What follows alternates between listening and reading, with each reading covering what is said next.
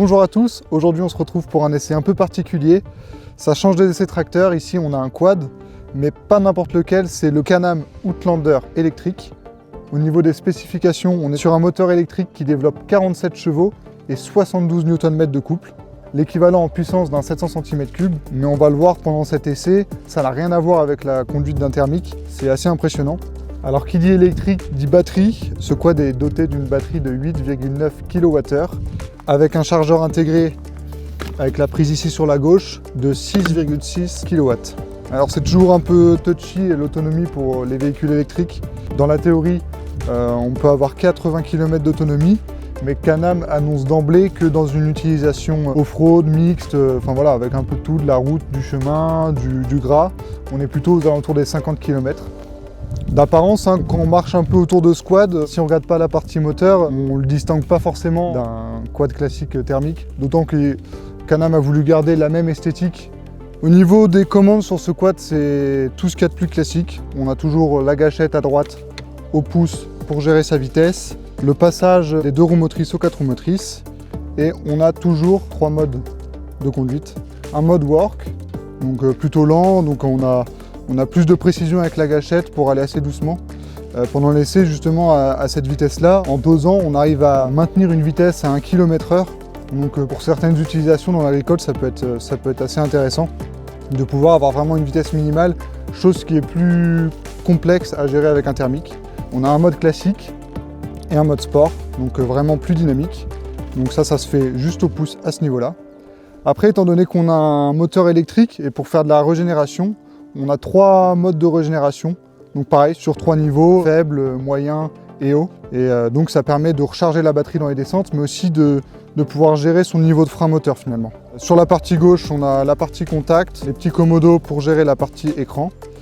Et du coup, forcément, quand on démarre, entre guillemets, le quad, aucun bruit. On a un écran LCD avec tous les détails de vitesse, la vitesse enclenchée. À savoir que du coup, contrairement au thermique où on a une vitesse low, une vitesse high et une marche arrière, là on a quand même low et high. Et pour la marche arrière, on n'a pas à actionner le levier.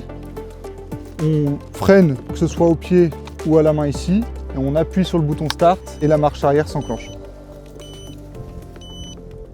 Donc le passage de l'un à l'autre, après une fois que c'est fait, pour repasser en marche avant, un appui rapide et on est reparti dans l'autre sens. Pour parler un petit peu accessoirisation, sur la partie avant et sur la partie arrière, Can-Am propose énormément d'accessoires selon l'utilisation du quad qu'on en fait.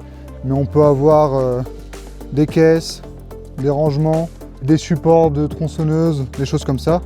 Et donc en termes de capacité, à l'arrière on peut mettre jusqu'à 109 kg et à l'avant jusqu'à 54 kg. Sur la partie arrière, on voit l'attelage, on a une capacité de remorquage jusqu'à 830 kg. En termes de suspension, à l'avant, on a un débattement d'environ 25 cm et à l'arrière de 26 cm. Et on a une garde au sol de 30,5 cm. Au niveau des pneumatiques, c'est des pneumatiques XPS, donc pneumatiques maison, qui ont été développés spécifiquement pour ce modèle électrique, pour limiter la partie bruit de la bande de roulement, tout en gardant quand même des bonnes capacités off-road. Et après, toujours sur la partie accessoires, on peut bien entendu avoir un treuil à l'avant, ce genre de choses. On peut porter par exemple un de limbe pour l'anti-limace ou pour semer des couverts. Voilà, après quelques heures au volant de ce Outlander électrique, je vais vous faire un petit retour de mon ressenti à chaud. Déjà ici, on est sur un site vraiment génial parce qu'on a de la piste roulante, on a du rocailleux, des passages d'eau. Donc ça a vraiment permis de tester ce quad en conditions.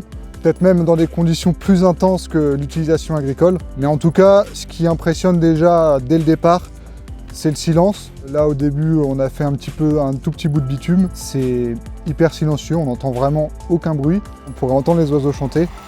Après forcément, quand on met plus de rythme et qu'on est dans du rocailleux, on a le bruit plutôt des suspensions, des pneus, tout ça. C'est assez déstabilisant parce que du coup c'est des bruits sur un thermique, on n'entend pas tous ces claquements de suspension, les pierres qui viennent taper, etc. On a fait plusieurs trajets en se suivant et en fait en ralentissant on peut discuter à côté, c'est assez agréable. L'autre chose qui est vraiment impressionnante, c'est la patate que ça a. Là on a 100% du couple, donc les 72 Nm de couple dès le départ. Et du coup rien qu'en mode classique, en mode médium, ça a déjà une patate impressionnante. Et en mode sport, c'est carrément un autre monde. En tout cas, ce qui est appréciable, c'est quand même d'avoir ces modes moteurs pour pouvoir gérer le quad d'une différente manière, parce que c'est vrai qu'en mode sport, à peine on appuie et ça part très rapidement. Après, c'est un quad qui est super joueur, assez léger, ça part en glisse, c'est assez impressionnant. On a même eu une partie où il y avait des petits sauts. Encore une fois, c'est pas l'utilisation agricole, mais on peut aussi avoir une utilisation plus pour loisir avec ce quad. Après, il y a le côté de l'autonomie, en tout cas de ce que nous on a fait, même en envoyant assez fort, l'autonomie descend pas si vite que ça. Et surtout, sur les parties de descente, on a la régénération, donc qui permet de recharger la batterie. Déjà d'une part, on recharge la batterie, donc c'est assez marrant parce qu'en se baladant, on était descendu à une autonomie de 28 km et au final, on a regagné de l'autonomie tout du long de la descente. Et ce qui est vraiment sympa, déjà, c'est le fait qu'elle soit réglable. Donc si on veut avoir que, entre guillemets, moins de freins de moteur, on peut le mettre au minimum. Après la partie intermédiaire. Et au niveau maximum, c'est très plaisant parce qu'en fait, on n'utilise quasiment pas les freins, même dans des grosses descentes. Ça vient vraiment ralentir le quad, c'est assez agréable. Si vous pouvez avoir un petit point négatif sur cette partie-là, régénération, c'est que contrairement à la partie mode moteur, qui s'affiche bien à l'écran, enfin, on voit si on est en sport, en normal, en work, on n'a pas de visuel sur cette partie régénération, donc on doit cliquer sur la gâchette pour savoir où on en est. C'est du détail, mais au final, je pense que ça peut être sympa de l'avoir sur l'écran. Comme ça, d'un coup d'œil, on sait où on en est. L'autre point à prendre en compte, et je ne sais pas de quelle manière ça pourrait se faire, mais d'avoir une sorte de neutre actif, parce qu'avec un thermique c'est la même chose, mais avec le moteur électrique on pourrait peut-être retenir le quad quand il est à l'arrêt. Parce que là, si on fait rien, à part si on est en mode parking, le quad il est en roue libre. On peut citer par exemple Polaris avec leur SSV électrique. On a cette sorte de neutre actif qui fait que si on descend rapidement et qu'on est dans une légère pente, le véhicule reste vraiment à l'arrêt. Là, il faut penser quand même à bien enclencher son parking. Après, en termes de confort, honnêtement, il n'y a rien à dire au niveau suspension. Il y a des pneus du coup qui sont un peu mixtes, donc on n'a pas trop de bruit de roulement. Donc ça, c'est assez plaisant. Et malgré tout, dans les conditions où on a été dans de l'eau, du rocailleux, il grimpait toujours comme il faut. Alors voilà, j'espère que vous avez apprécié cet essai qui sort un peu de l'ordinaire. N'hésitez pas à nous dire en commentaire ce que vous en avez pensé. Et comme d'habitude, likez et abonnez-vous. Et on se retrouve très vite pour de nouveaux essais.